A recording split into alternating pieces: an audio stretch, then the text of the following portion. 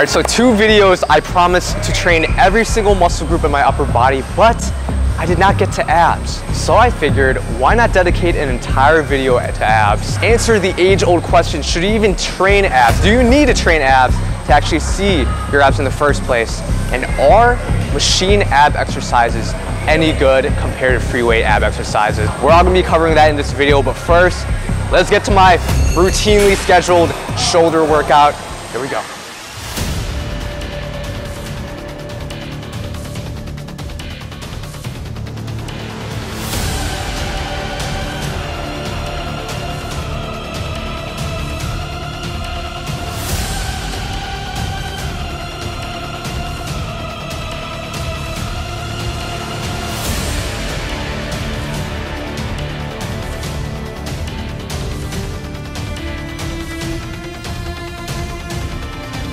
So abs are no different to training any other muscle. For one thing, you want to train sufficiently close to failure, and the second thing is you want to be able to apply progressive overload over time in order to have your abs get stronger and grow over time, like any other muscle group. Now, when it comes to machines versus body weight ab exercises, applying progressive overload is just a fancy way of saying making things harder over time. Examples of progressive overload is adding weight, adding reps, increasing the range of motion, slowing the tempo. These are all ways to make an exercise harder than before. Now, when it comes to body weight ab exercises, the main way to apply progressive overload is by increasing reps because, well, we're dealing with your body weight here. However, the advantage with machine ab exercises and why a lot of people preach doing weighted types of ab exercises is because not only can you easily apply progressive overload with reps, but you can also increase the weights of those exercises. Another interesting thing is most machine exercises across the board, no matter if it's for abs or any other muscle, is generally more stable than training with like the free weight variant or the body weight version, right? However, because the ab is actually a part of your core, which is the muscle that is responsible for stabilizing your body, it kind of begs the question where, do you really want stability in an ab exercise? Maybe specifically, if you're like an elitist when it comes to isolating specifically only your abs, but how often are you really even training your core entirely in the first place? So these are all interesting ideas, but I think it is time to get on to some ab exercise movements. Let's go. All right, first thing, we are at the Nautilus AB Punch machine. Now, this is supposed to mimic your conventional ab crunch to target your abs. Let's see how it feels. So I haven't really set it up yet. Well, it's promising. However, let me lower the seat down so I can get a better stretch on my abs. Like most muscles, we're trying to get a stretch on your abs out here so then we can get a full range of motion. Let me actually also increase weight. All right, it's too tall. So there seems to be a sweet spot where I need to keep my lower back on this back pad. All right, one more notch up. See, the thing about these machine ab exercises, it's hard to actually like get a good setup where you can get a good stretch on your abs when you're a short king, I feel like. There you go. The range of motion stops like here. In reality, I want it to be like all the way out here. I definitely feel in my core. Notice how I'm trying to like tuck my pelvis in like a roly-poly, right? Like a roly-poly when I'm doing this. I feel like you can get a good contraction in your abs and really squeeze, but that range of motion is kind of problematic. Like this is literally, I feel nothing in my abs out here, right? I want to be stretched completely out here before I do another rep. So what I'm going to do is, since I just did the machine version of this, I'm going to try the body weight version and see overall which one I like better. Okay, so I reckon the equivalent to a machine ab crunch is a regular body weight ab crunch. The only thing is if you're dealing with your body weight, it's better to have a partner who can keep your feet down. But if you don't have one, you're literally limited to doing this. And to be completely honest, I think the machine was better.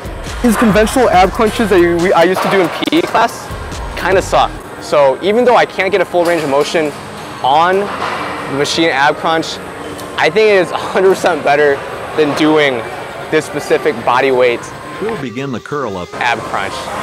Now, let me see if I can find another ab machine. There's not a whole lot of them and they all kind of do the same thing, but maybe I can find something different. All right, so we found a plate loaded ab crunch machine. It looks like exactly the same thing. So let me test it out real quick.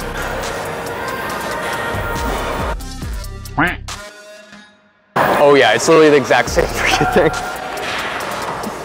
But maybe this will fit better on my proportion. I can get a better stretch.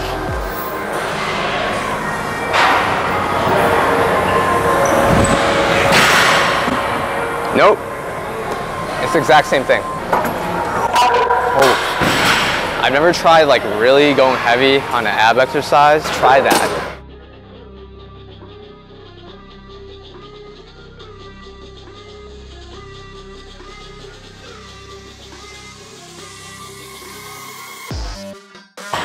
All right, it gets heavy pretty fast.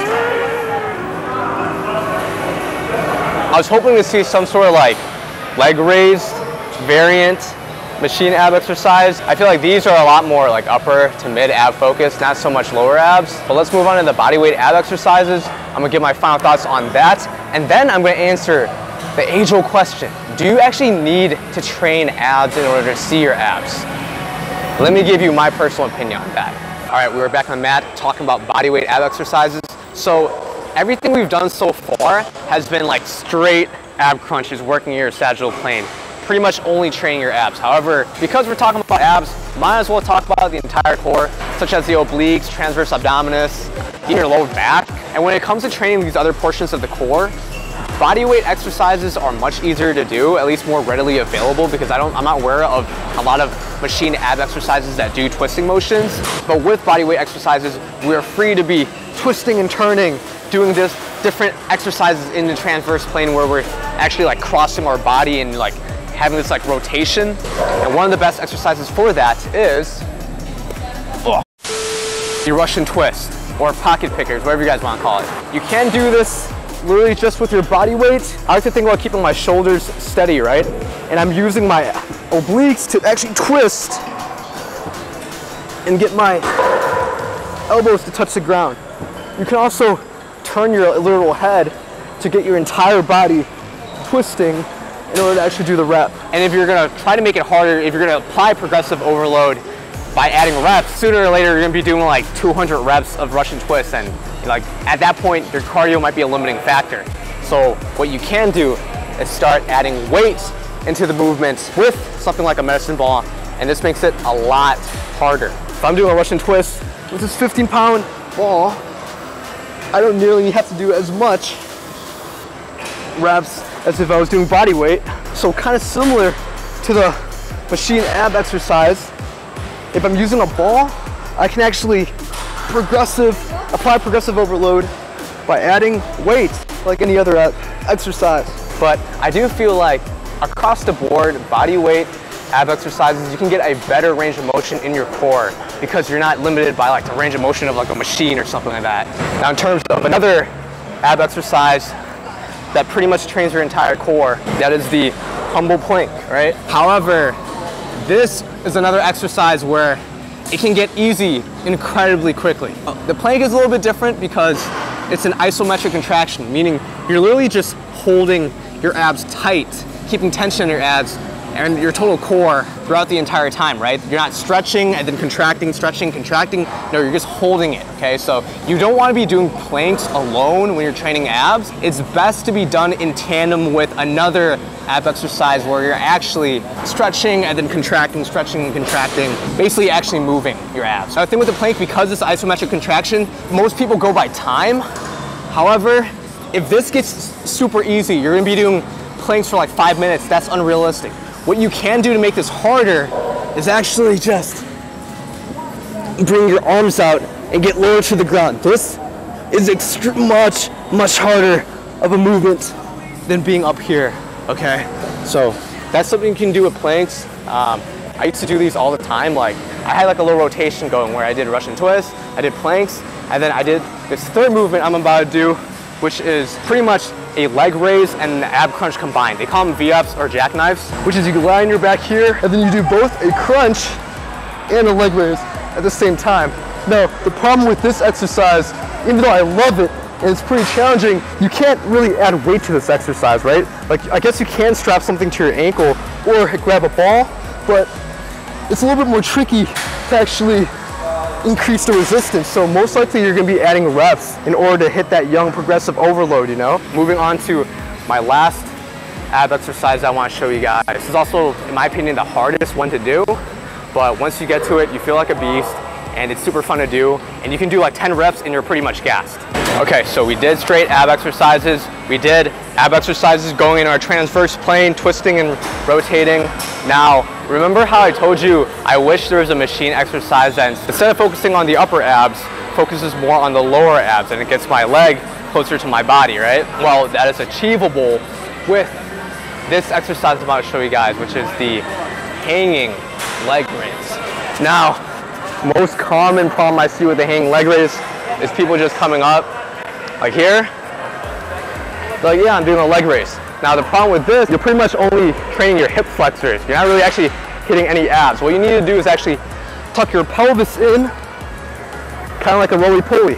So similar to an ab exercise, you're trying to get your lower abs tucked in.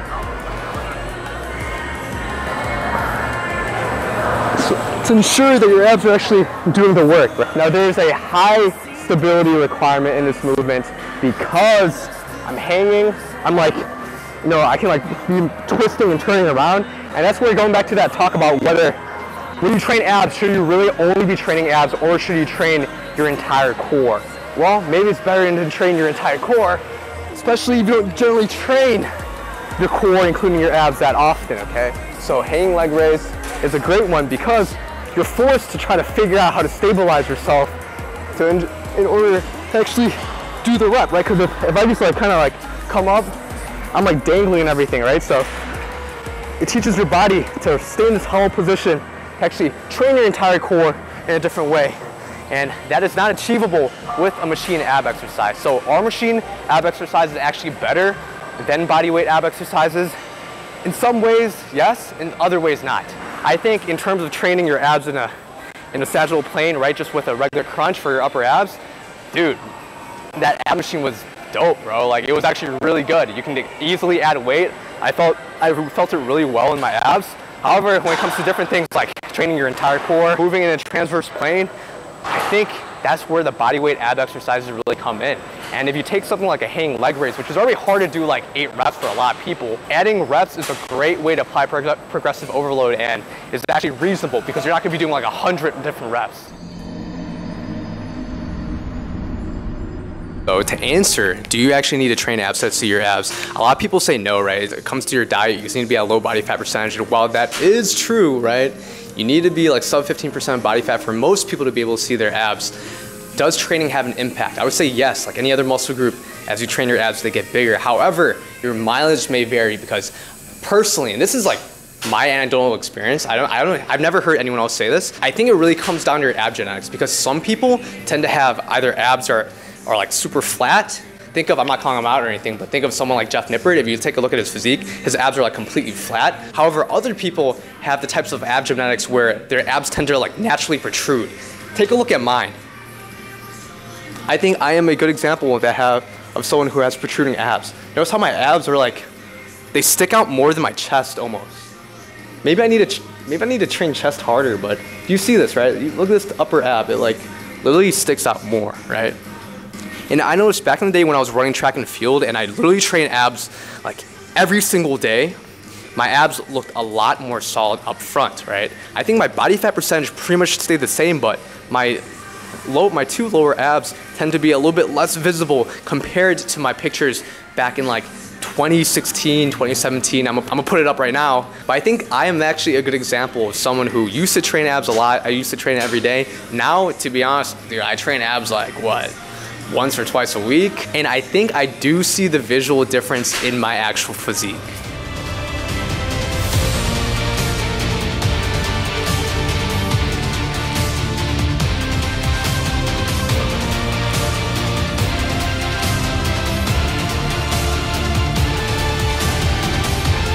So honestly, I dropped some knowledge bombs in this video, so don't forget to like. But I wanted to give you guys a surprise. We're heading to a very special place. I'm not gonna tell you what it is.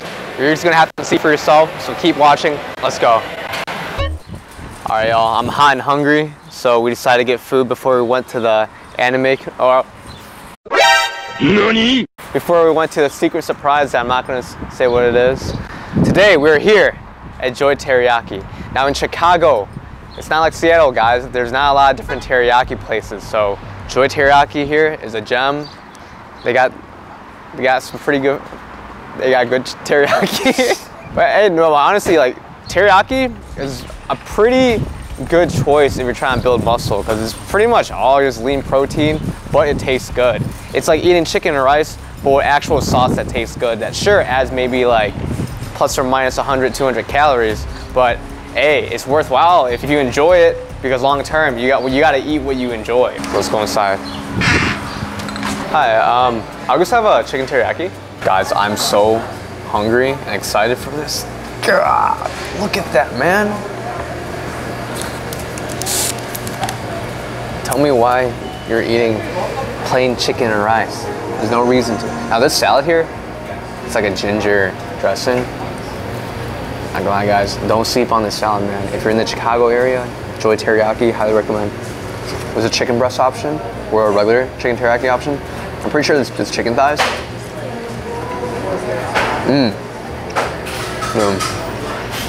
I literally can eat this every day. Like, even the mall chicken teriyaki, like Star Food Japan and stuff, I can eat this every single day. Good protein too.